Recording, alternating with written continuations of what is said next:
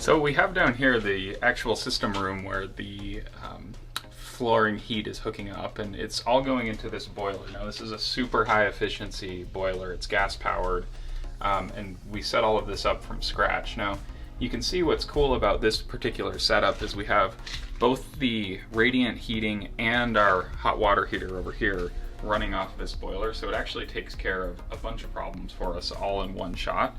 On the hot water side, we set it up to have an auto circulating pump here for our hot water. Because this is a large house, we want to make sure that all of the hot water is instant on anywhere.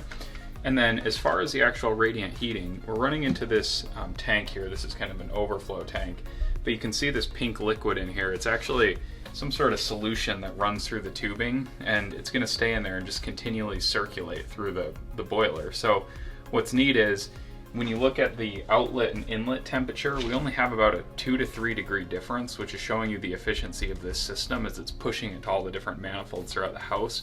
We're not doing a lot of heat loss. So in terms of your heating bill, this setup is going to be really one of the best that you can do in pulling radiant heat into your house. And you can see here, these are the actual receiving units that run to all of our different thermostats throughout the house. So these are kind of the brains that will figure it all out with the boiler system. So we're not quite done hooking it up yet, but we're going to wire all of these into this system, and then that's going to give us the customized heat control throughout the house.